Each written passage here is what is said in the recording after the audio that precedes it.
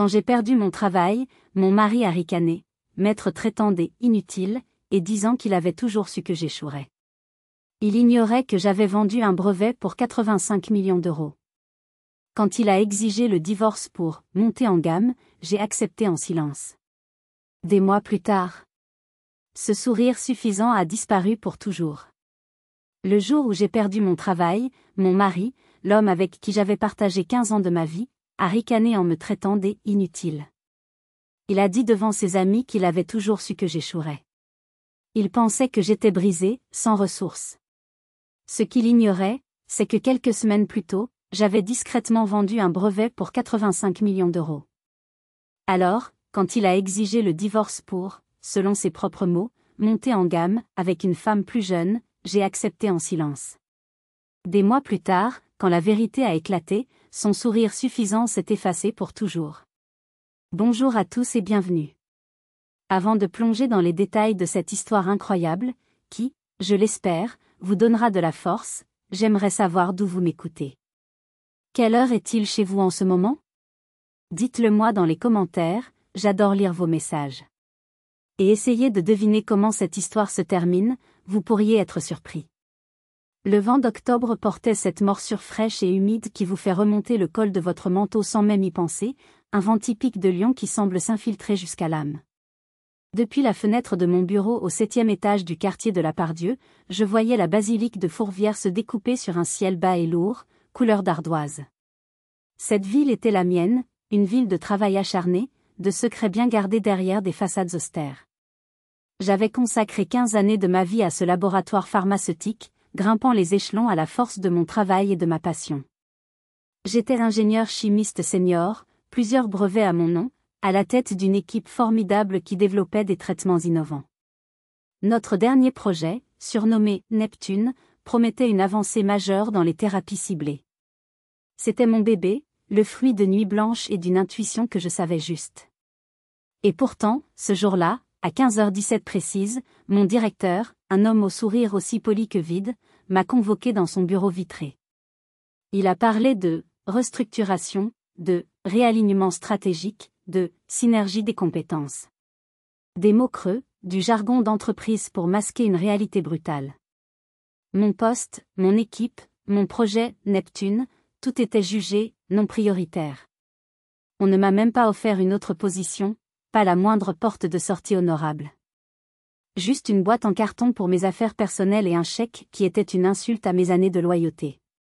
La froideur de la conversation était stupéfiante. Il n'y avait aucune reconnaissance, aucune humanité. J'étais une ligne sur un tableur, une dépense à couper. J'ai conduit en silence, un automate traversant le tunnel sous la Croix-Rousse, le bruit des voitures résonnant comme un écho vide dans ma tête. Les rues familières de mon quartier, les quais de Saône que j'aimais tant, me semblaient soudain étrangers, hostiles. En arrivant dans notre grand appartement lumineux, avec ses moulures et son parquet qui craque, j'espérais trouver un peu de réconfort. Peut-être qu'Antoine, mon mari, malgré la distance qui s'était installée entre nous, ferait au moins semblant de s'inquiéter, de me prendre dans ses bras. Une odeur de petit four et de vin blanc flottait dans l'air. Il n'avait pas cuisiné, bien sûr. Antoine ne cuisinait jamais. Il avait fait appel à un traiteur. Quelques amis passent à l'improviste, avait-il dit au téléphone plus tôt. Son « improviste » signifiait une performance soigneusement orchestrée où il tenait le rôle principal, celui de l'homme d'affaires brillant et prospère. Il se tenait au milieu du salon, un verre de Chablis à la main, racontant une de ses récentes victoires commerciales à 2 de ses collègues, tout aussi lisses et arrogants que lui.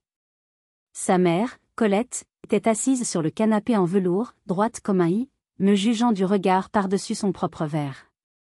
Elle était en visite pour la semaine, et sa version de l'aide consistait généralement à distiller son venin sous forme de conseils maternels. Je suis entrée après avoir accroché mon manteau dans le vestibule. Le silence s'est fait, un silence lourd, pesant. Tous les regards se sont tournés vers moi. Antoine m'a gratifié d'un sourire sans chaleur, un simple étirement de lèvres. « Ah, chérie, te voilà.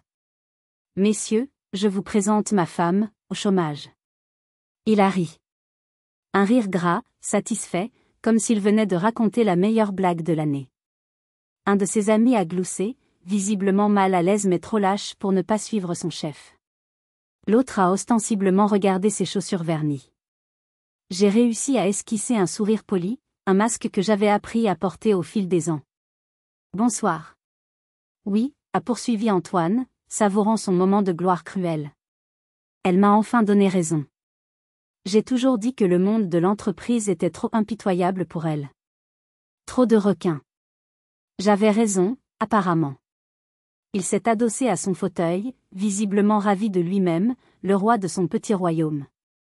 Colette a pris le relais, faisant tourner le vin dans son verre avec un geste étudié. Ne t'en fais pas, ma chérie. Certaines femmes sont simplement plus douées pour s'occuper de la maison, pour créer un foyer accueillant. Ce n'est pas une critique. C'est juste que les vraies responsabilités, ce n'est pas pour tout le monde. Je n'ai pas demandé ce qu'elle entendait par « vraie responsabilité ». Je n'en avais pas besoin. Chaque mot atterrissait en moi comme une pierre, petite et tranchante. Antoine a souri, ses amis se sentant désormais plus à l'aise pour se joindre à la curée. Ne t'inquiète pas, bébé, a-t-il dit avec une fausse bienveillance. Je m'occuperai des choses importantes à partir de maintenant. Tu pourras, je ne sais pas, t'inscrire à un club de lecture ou faire du yoga. Ça te détendra. Je suis restée là, au milieu de mon propre salon, me sentant comme une étrangère, une pièce de musée démodée. Le poids familier de son arrogance, de leur mépris, menaçait de m'écraser. Mais cette fois, quelque chose était différent. Une froide colère a commencé à monter en moi, claire et précise. Ils ricanaient, persuadés d'avoir le contrôle. Mais ce qu'ils ignoraient, c'est que dans la poche de mon manteau, mon téléphone contenait un secret qui allait bientôt faire imploser leur petit monde parfait. J'ai murmuré une excuse vague, quelque chose à propos de la fatigue, et me suis dirigée vers la cuisine, prétextant avoir besoin d'un verre d'eau. La porte à galandage s'est refermée derrière moi dans un glissement doux, étouffant le son de leur rire et de leur conversation superficielle. Le marbre froid du plan de travail sous mes doigts semblait être la seule chose solide dans mon univers chancelant. J'ai respiré profondément, 1, 2 fois. Pas de larmes. Surtout pas de larmes. La panique qui avait menacé de me submerger dans la voiture s'est dissipée, remplacée par une clarté glaciale, presque effrayante. C'était la chimiste en moi qui prenait le dessus, analysant la situation, isolant les variables, préparant la réaction. J'ai sorti mon téléphone. Mes doigts ne tremblaient plus en tapant le code. J'ai ignoré les notifications de mails professionnels qui n'avaient plus d'importance, les messages de condoléances de quelques collègues.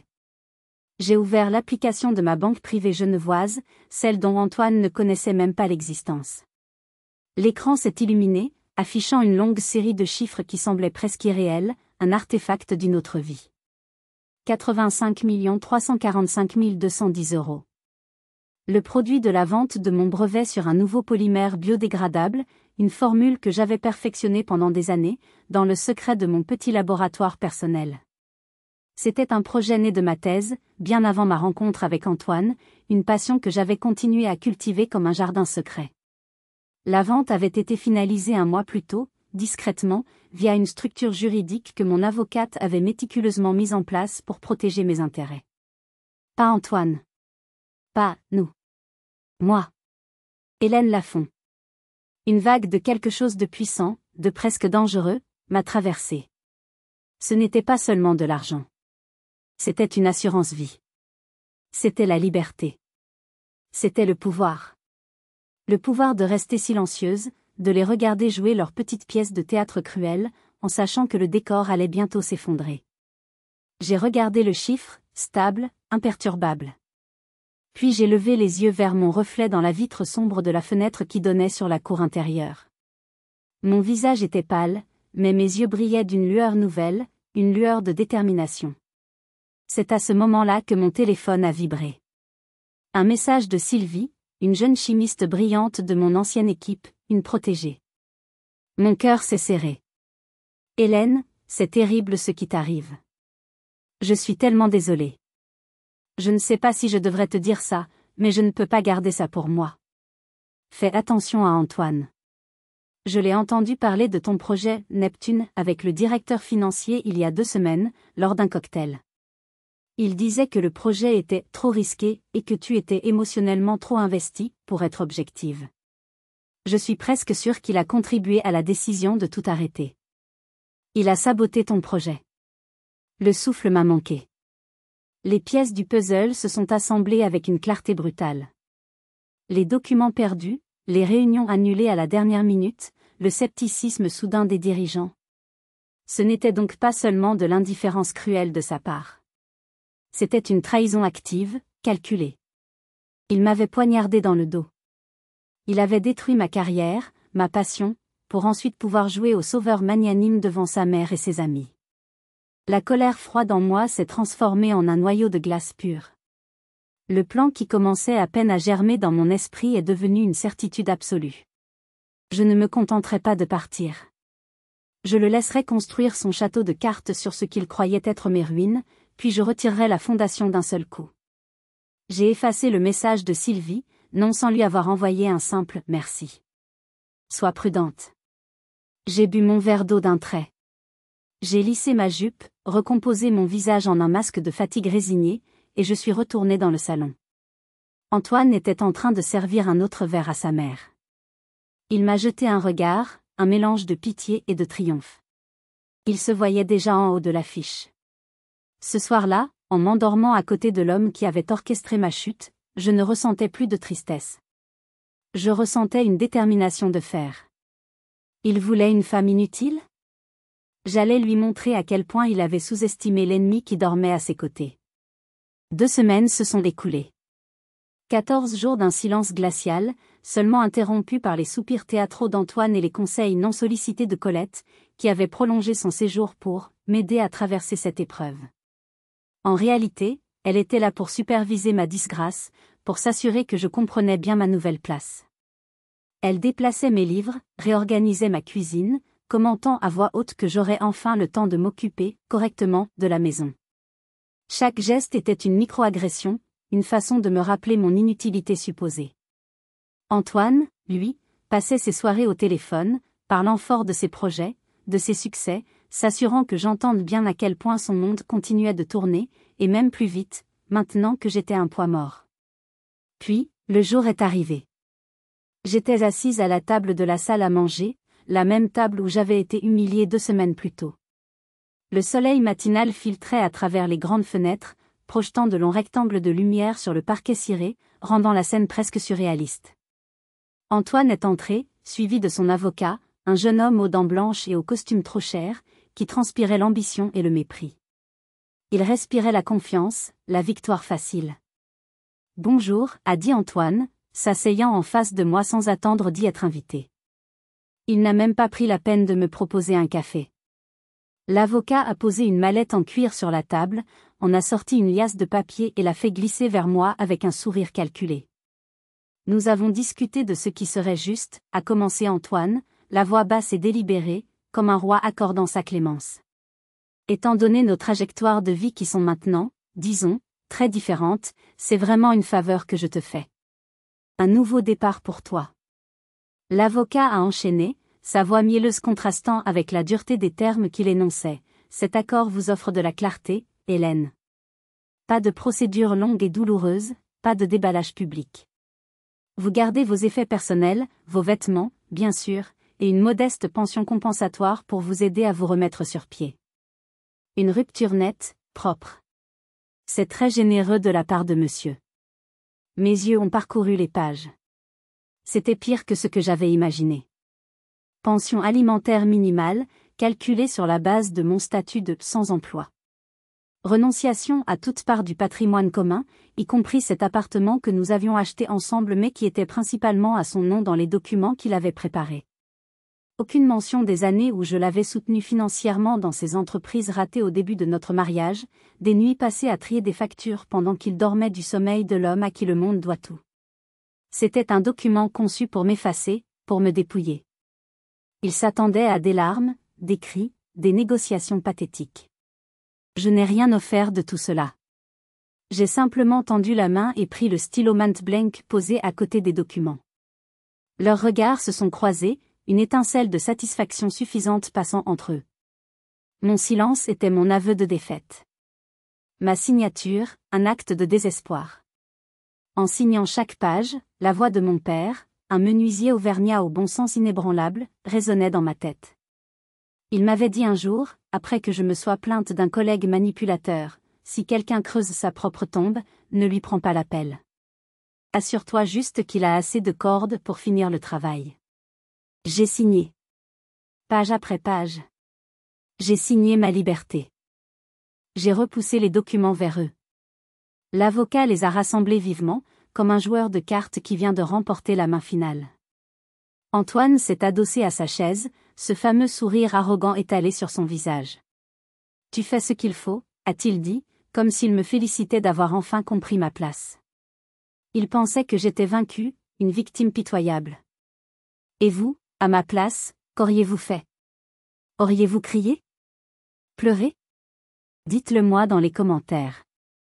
Moi, j'ai choisi une autre voie. La voie du silence. Car ce qu'ils ignoraient, c'est qu'en signant, je ne renonçais à rien d'essentiel.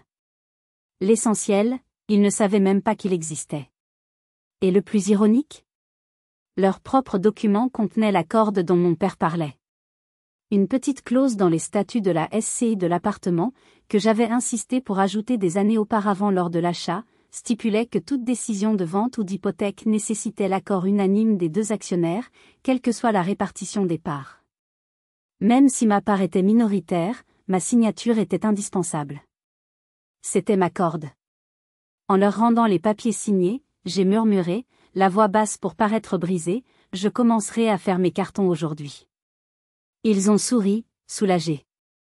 Mais les cartons que j'allais faire ne contiendraient pas seulement des vêtements et des souvenirs. Ils contiendraient des munitions.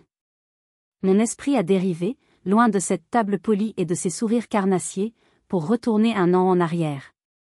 J'étais dans mon petit laboratoire personnel, un local que je louais dans une zone industrielle de Vénissieux, une cachette qui sentait le solvant, le café froid et l'ozone des circuits imprimés. Les murs étaient nus, le mobilier était de récupération, mais c'était mon royaume. C'était mon sanctuaire, le seul endroit où je n'étais pas la femme d'Antoine, mais simplement Hélène, la chimiste, penchée sur ses éprouvettes et ses équations. Le prototype était devant moi, un petit disque translucide et flexible, pas plus grand qu'une pièce de 2 euros. Des mois de nuit blanche, d'échecs frustrants et de petites victoires solitaires.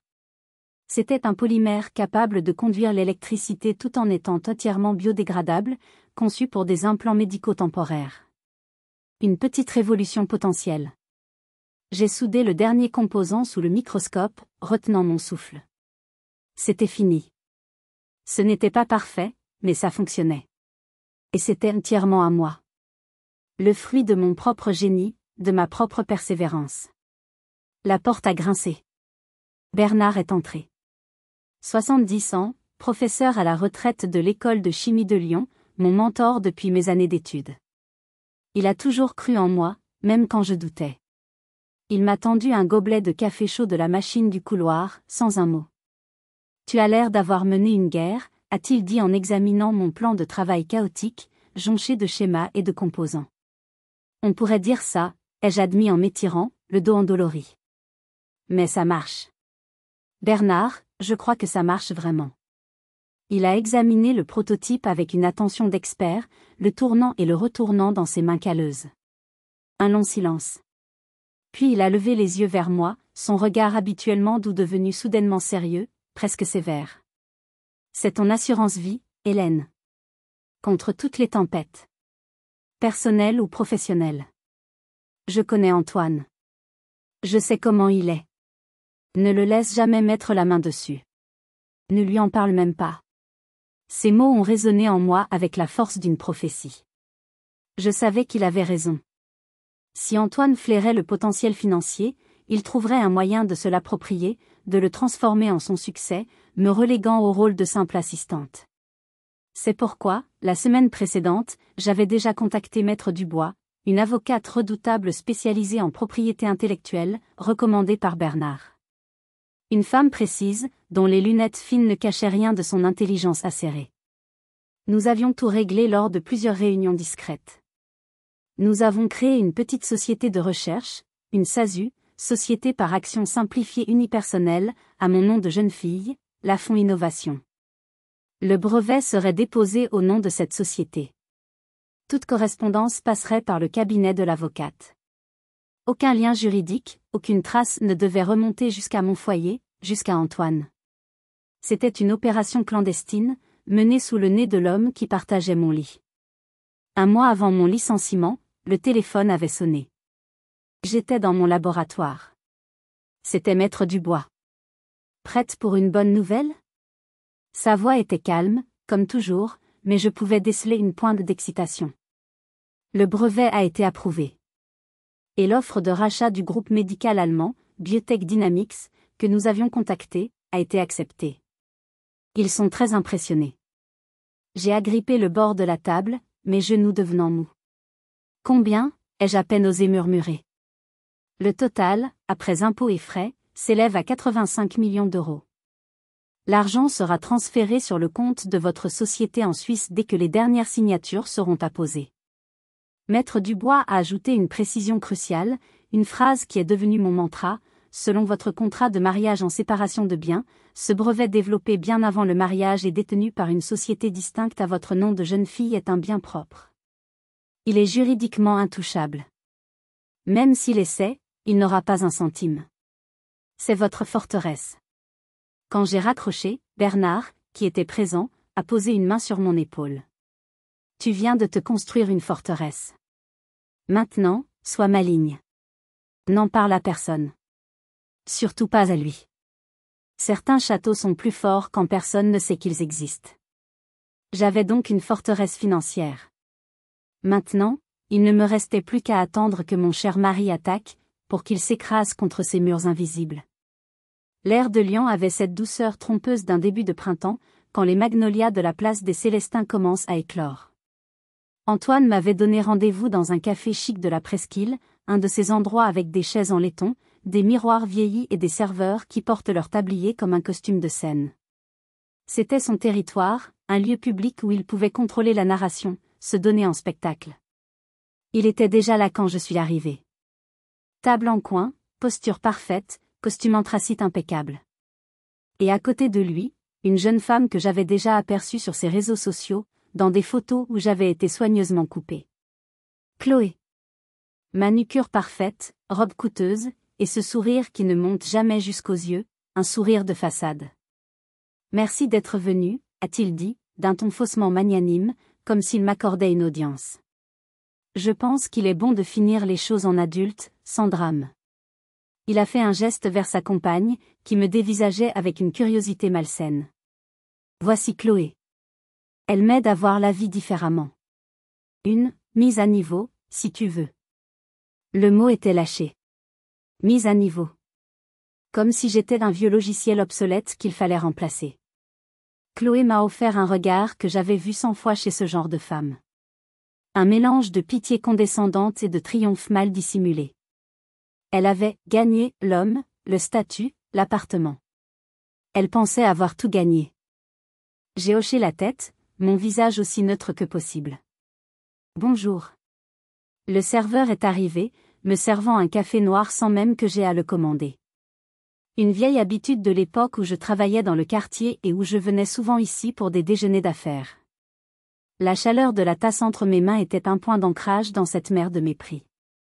Une fois le divorce finalisé, a poursuivi Antoine, me surveillant du coin de l'œil pour guetter ma réaction, je ne vais pas perdre de temps. Je me sens libre. Comme si je pouvais enfin avancer sans un poids mort accroché à mes pieds. Je n'ai pas bronché. J'ai simplement bu une gorgée de mon café, son amertume bienvenue. Mon silence semblait le déstabiliser plus que ne l'auraient fait des larmes ou des cris. Il s'attendait à un drame, à une scène. Je ne lui donnais rien. Chloé a penché la tête, ses longs cheveux blonds balayant son épaule. Ses yeux brillaient de cruauté. Ça doit être dur, a-t-elle dit avec une fausse sympathie, de tout perdre en même temps, le travail et le mariage. Mais ne vous inquiétez pas, la petite pension qu'Antoine vous accorde généreusement vous aidera à joindre les deux bouts. On s'assurera que vous ne manquiez de rien, d'essentiel. Je suis sûre que je m'en sortirai, ai-je répondu, ma voix égale, calme. Il ne savait pas. Il ne pouvait pas savoir. Il pensait me porter le coup de grâce, mais il ne faisait que frapper un fantôme. Mon vrai moi, ma vraie vie, était déjà ailleurs, à l'abri, dans une forteresse qu'ils ne pourraient jamais atteindre. Ils étaient comme des enfants jouant avec des allumettes au bord d'un baril de poudre, inconscients du danger. Puis, dans son empressement à prouver qu'elle faisait désormais partie de sa vie, à marquer son territoire, Chloé a commis une erreur. Elle a laissé échapper la phrase qui a tout changé. Une fois que l'appartement sera officiellement à nous, nous le rénoverons complètement. C'est un peu daté, tu ne trouves pas? Antoine a déjà obtenu un prêt en utilisant l'appartement comme garantie. On va tout casser. Ce sera magnifique. Elle a fait un geste vague de la main, comme pour effacer 15 ans de ma vie. Mes yeux sont restés fixés sur elle, mais à l'intérieur, j'ai senti ce clic distinct. Le bruit d'une pièce de puzzle qui s'emboîte parfaitement. Le bruit d'un piège qui se referme. Un prêt. Garanti par un bien qu'il ne pouvait pas vendre ou hypothéquer sans ma signature. L'arrogance l'avait rendu aveugle et stupide. Il avait probablement falsifié des documents ou menti effrontément à la banque, certain que je n'étais plus qu'une note de bas de page dans sa vie, une ex-femme docile et brisée qui ne vérifierait jamais rien. J'ai posé ma tasse, me suis levée et j'ai dit, profitez bien de votre déjeuner. En sortant, j'ai senti leur regard perplexe sur mon dos. Ils pensaient m'avoir humilié, mais ils venaient de me donner l'arme pour leur coup de grâce. Je n'ai pas attendu. L'arrogance et la stupidité sont des alliés précieuses, mais leur effet est éphémère. Le lendemain matin, j'ai choisi ma tenue avec le soin d'un général préparant une bataille décisive. Pas une jupe stricte, non. J'ai mis une robe simple mais élégante, des chaussures confortables, et j'ai attaché mes cheveux en un chignon sobre. Je ne voulais pas ressembler à une femme d'affaires en guerre, mais à une citoyenne concernée, une femme raisonnable forcée d'agir. Je suis allée directement à l'agence principale de la LCL, sur la place des Cordeliers. Je n'ai pas demandé à voir un simple conseiller. J'avais pris rendez-vous avec le directeur lui-même, en mentionnant une situation délicate concernant une garantie personnelle et une possible fraude. Ces mots ouvrent des portes. C'était un homme d'une 50aine d'années, avec cette courtoisie professionnelle de ceux qui ont tout vu. Enfin, presque tout. Il m'a reçu dans son bureau lambrissé, avec une vue imprenable sur la place. J'ai exposé les faits calmement, méthodiquement, comme je l'aurais fait pour une présentation scientifique. J'ai présenté l'ordonnance de non-conciliation qui précédait le divorce, les documents prouvant ma participation minoritaire mais essentielle dans la SCI de l'appartement, et ma demande officielle de blocage de toutes les lignes de crédit jointes. Puis j'ai sorti ma pièce maîtresse, les documents que j'avais rassemblés pendant des années. Monsieur, ai-je dit en lui tendant une autre liasse de papier, voici les relevés de la carte de crédit professionnelle d'Antoine, pour laquelle je suis toujours listée comme garante personnelle, une négligence de sa part. Et comme vous pouvez également le voir, ses dépenses à Saint-Tropez, ses factures de boutiques de luxe à Paris et ses dîners dans des restaurants étoilés ne ressemblent pas vraiment à des frais professionnels. J'ai même pris la liberté de surligner les dépenses effectuées pendant les week-ends. Le visage du directeur est passé de la politesse à une attention intense.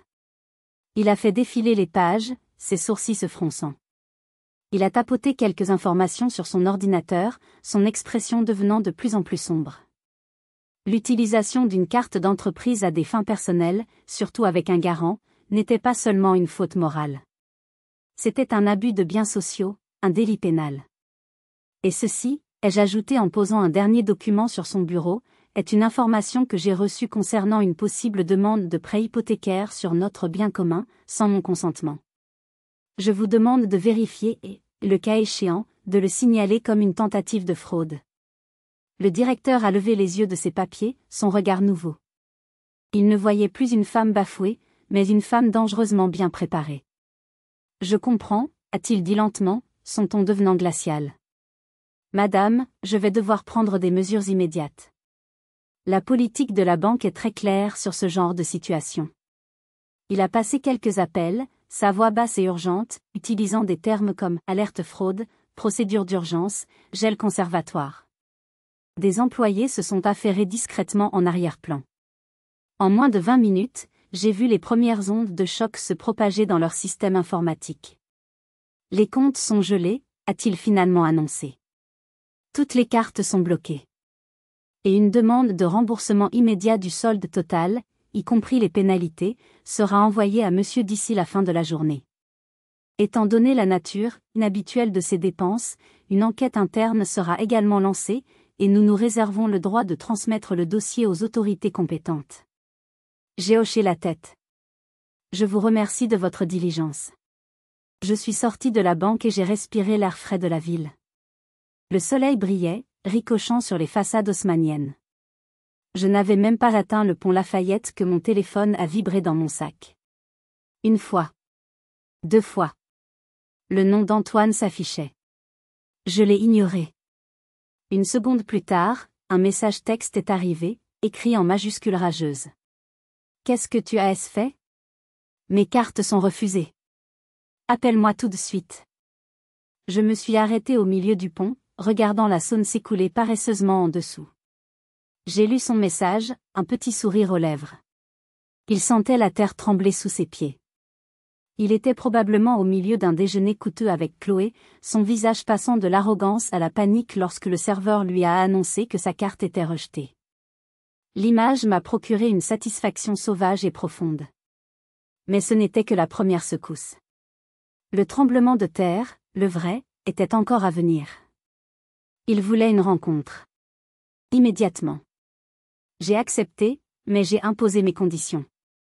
Au même café. Demain matin. À 9 heures précises.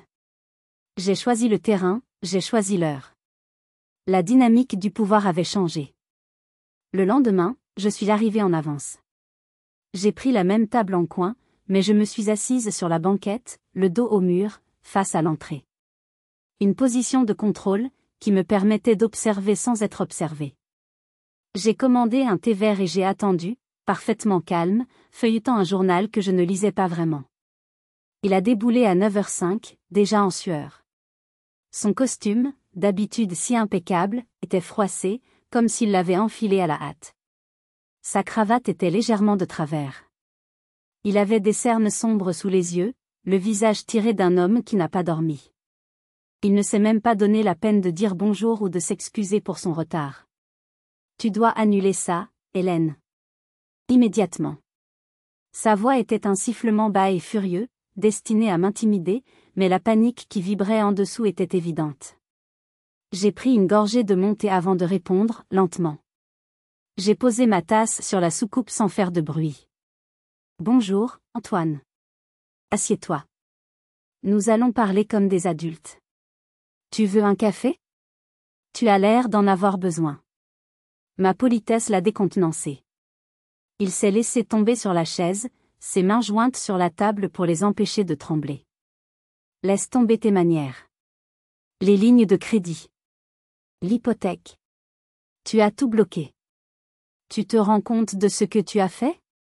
Tu es en train de me ruiner. Je ne peux plus faire un virement, plus rien payer. Mon projet immobilier est en jeu. Je ne te ruine pas, Antoine, ai-je dit, ma voix douce mais inflexible. Je protège simplement ce qui me reste, et ce qui m'appartient légalement. Tu as utilisé mon nom et mon crédit pour financer ta nouvelle vie extravagante. C'est terminé. C'est ce que signifie une rupture nette, tu te souviens? C'est toi qui as voulu cette rupture. Assume-la. Son visage s'est durci.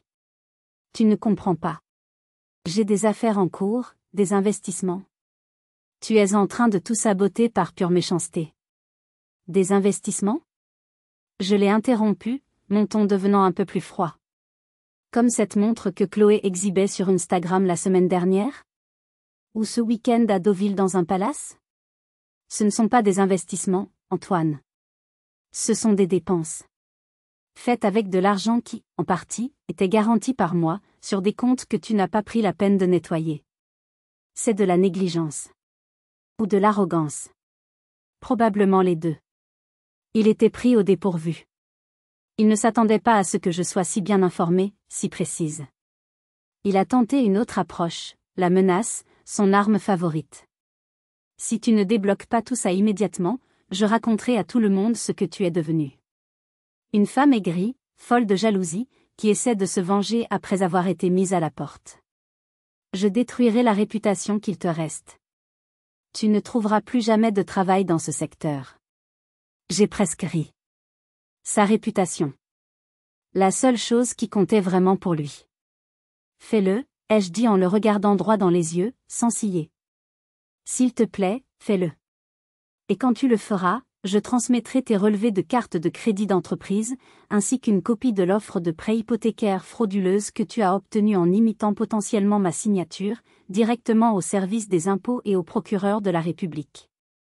Je suis sûr qu'ils seront absolument fascinés par tes dépenses professionnelles à Saint-Tropez et tes talents de faussaire.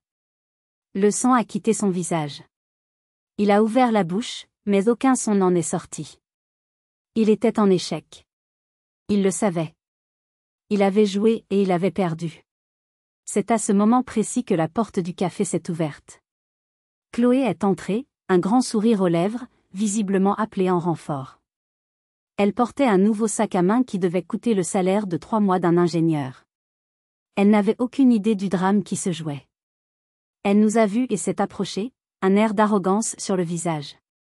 Alors, on en est réduit à supplier, m'a-t-elle demandé avec un petit rire méprisant, s'adressant clairement à moi. Antoine l'a regardé, paniqué. Il a essayé de lui faire un signe de se taire, mais il était trop tard. Elle était là, l'incarnation de sa stupidité et de son arrogance, le symbole de tout ce qu'il allait perdre. Je les ai regardés tous les deux, le prédateur piégé et sa complice ignorante. J'ai pris une profonde inspiration et j'ai sorti une enveloppe Kraft de mon sac. Je l'ai posée doucement sur la table. Asseyez-vous, j'ai dit, ma voix ne tremblant pas, la vraie conversation commence maintenant. Ils se sont assis, Chloé par imitation, l'arrogance laissant place à une pointe d'incertitude, Antoine par défaite totale. Le silence autour de notre table était palpable, une bulle d'intensité au milieu du bourdonnement matinal du café. Les gens autour de nous continuaient de boire leur café, de lire leur journal, inconscients du drame qui se nouait à quelques mètres d'eux. Mes doigts ont tapoté une fois sur l'enveloppe Kraft. Un son sec, final, qui a semblé résonner dans tout l'établissement. Ceci, ai-je commencé, ma voix posée et claire, chaque mot articulé avec soin, est le résumé notarié de la vente de mon brevet. Le front d'Antoine s'est plissé d'incompréhension. Quel brevet? Celui sur les additifs alimentaires? Tu m'as dit que ça n'avait rien donné, que le projet était abandonné. Non. Pas celui-là. Un petit sourire a dû flotter sur mes lèvres, un sourire que je ne contrôlais pas, l'autre. Celui sur lequel je travaillais les week-ends et les soirs tard, pendant que tu étais à tes dîners d'affaires. Le polymère biodégradable. Celui que j'ai vendu le mois dernier. J'ai fait une pause, les regardant droit dans les yeux, l'un après l'autre, pour m'assurer d'avoir leur totale attention. Pour 85 millions d'euros. Le chiffre est tombé dans le silence. Il n'a pas explosé. Il a été absorbé, aspirant tout l'air autour de nous. Chloé a eu un hoquet étranglé, sa main se portant à sa bouche. Son regard passait de l'enveloppe à mon visage, comme si elle essayait de comprendre un tour de magie complexe. Antoine, lui, est devenu livide. Il me fixait, ses yeux écarquillés par l'incrédulité et une horreur naissante. Tu mens, a-t-il finalement réussi à articuler, sa voix rauque, à peine un murmure. C'est impossible. C'est une somme ridicule. Tu inventes tout ça pour me faire peur. Et même si c'était vrai, nous sommes mariés. C'est notre argent. La communauté des biens. C'était la phrase que j'attendais. La dernière branche à laquelle il tentait de s'accrocher, la dernière illusion de contrôle. Non, ai-je répondu, chaque mot pesé, chaque syllabe précise comme une lame de scalpel. Ce n'est pas notre argent. C'est mon argent. Premièrement, nous ne sommes plus mariés, juste en instance de divorce. Deuxièmement, et c'est le plus important, ce bien a été développé bien avant notre mariage, déposé et détenu par une société distincte, la Fonds Innovation, créée à mon nom de jeune fille. Et troisièmement, tu sembles avoir oublié ce petit détail que tu avais trouvé si charmant à l'époque, notre contrat de mariage en séparation de biens. Légalement, Antoine, tu n'as droit à rien. Pas un centime. J'ai poussé l'enveloppe vers le centre de la table. Tu es le bienvenu de vérifier auprès de ton avocat. Les relevés sont là. Les statuts de la société sont là. Le contrat de vente est là. Le nom de Lafond Innovation est sur chaque page. Ton nom, lui, n'est nulle part. Le visage de Chloé s'est littéralement décomposé. La couleur a fui ses joues, la laissant avec un masque de cire. Ses yeux, auparavant brillants de mépris, étaient maintenant remplis d'une panique froide et calculatrice. Elle regardait Antoine, non plus avec l'adoration d'une femme amoureuse, mais avec le regard horrifié d'une associée réalisant que son partenaire venait de faire faillite de la manière la plus spectaculaire qui soit. Elle ne regardait plus un gagnant. Elle regardait un homme fini, un homme qui lui avait menti non seulement sur ses sentiments, mais aussi sur sa situation, sur leur avenir. Elle regardait son sac à main coûteux, puis le visage défait d'Antoine, et j'ai pu voir la machine se mettre en marche dans sa tête. Elle avait misé sur le mauvais cheval.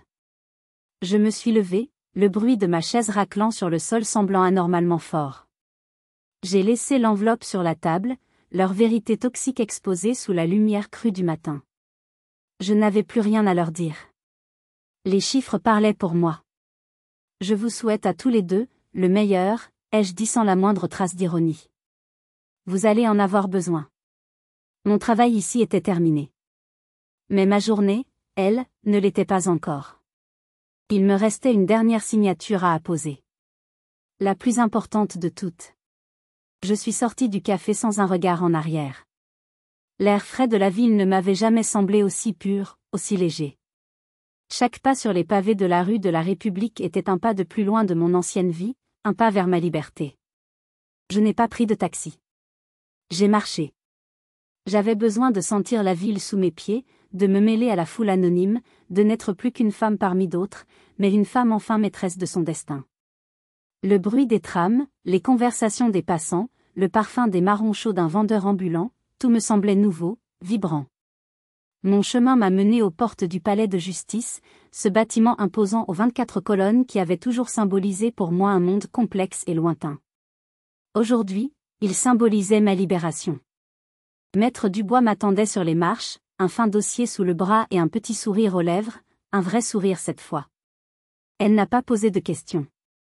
Elle a lu la réponse sur mon visage, dans la façon dont je me tenais, plus droite, plus assurée. Tout s'est bien passé, je suppose, a-t-elle simplement demandé. Mieux que prévu, ai-je répondu. Je crois que monsieur ne contestera plus rien. Nous sommes rentrés dans le silence solennel du bâtiment, nos pas résonnant sur le marbre usé par des siècles de drames et de résolutions. Elle m'a tendu un stylo et a ouvert le dossier sur une balustrade en marbre. C'étaient les documents finaux, l'accord pour la dissolution de la SCI, la reprise de la totalité des parts en échange de l'annulation de ses dettes envers moi, et la demande officielle de divorce par consentement mutuel, désormais vidée de toute contestation. C'était la version finale, celle qui actait non seulement notre séparation, mais aussi sa défaite financière totale. La dernière signature, Hélène, a-t-elle dit doucement. Mon nom, Hélène Lafond, s'est inscrit sur le papier, mon écriture ferme et assurée. Ce n'était pas seulement une signature. C'était un manifeste. La déclaration de mon indépendance.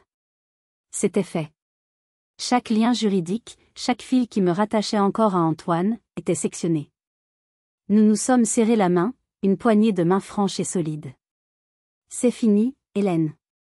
Vous êtes libre. Si vous avez besoin de quoi que ce soit, n'hésitez pas.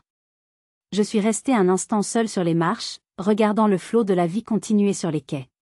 Ce n'était plus une question de vengeance.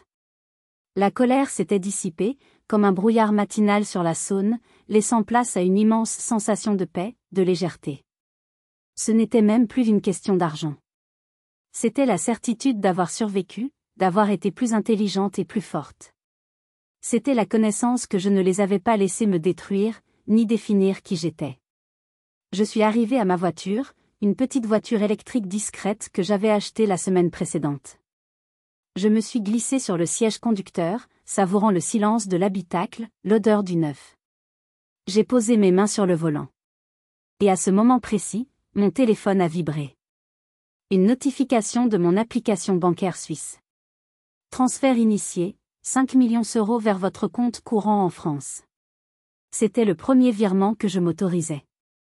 Assez pour acheter la petite maison en pierre avec vue sur les lavandes que j'avais repérée dans le Luberon, dans une agence immobilière en ligne.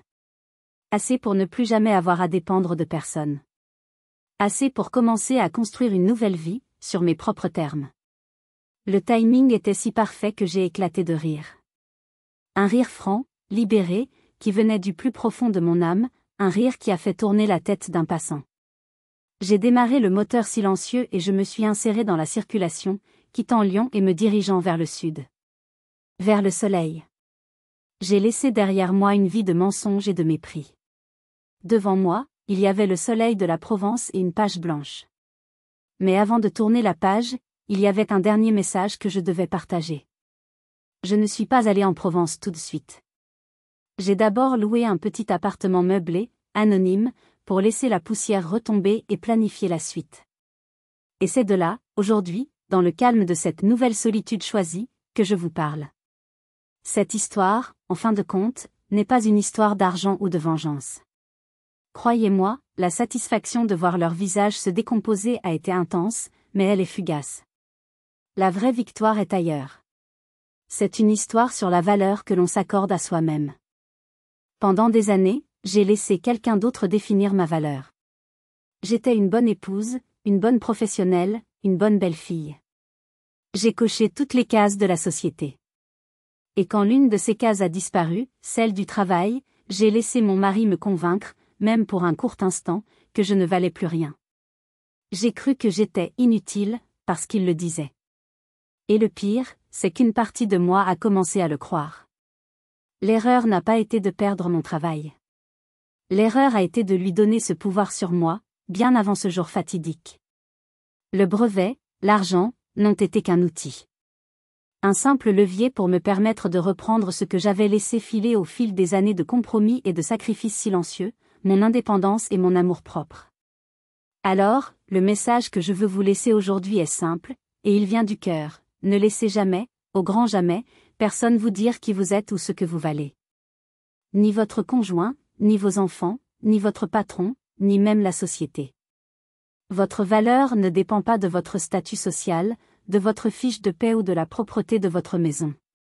Elle est intrinsèque. Elle est en vous. Elle est non négociable. Parfois, la vie nous met à genoux. Parfois, les gens que nous aimons nous trahissent de la manière la plus cruelle qui soit. Mais même dans les moments les plus sombres, il y a toujours une étincelle en nous, cette force silencieuse, cette connaissance intime de qui nous sommes vraiment, qui attend le bon moment pour se rallumer. Nourrissez cette étincelle. Protégez-la. Lisez, apprenez, cultivez votre jardin secret, qu'il s'agisse d'une passion, d'une compétence ou d'une amitié. Parce que c'est elle, et non un chiffre sur un compte en banque, qui vous sauvera. Ma plus grande richesse aujourd'hui n'est pas ces 85 millions d'euros. C'est la liberté de me réveiller chaque matin et de me demander, qu'est-ce que j'ai envie de faire aujourd'hui, sans avoir à demander la permission à personne. C'est la liberté d'être simplement, moi. Hélène Lafont. Et c'est plus précieux que tout l'or du monde.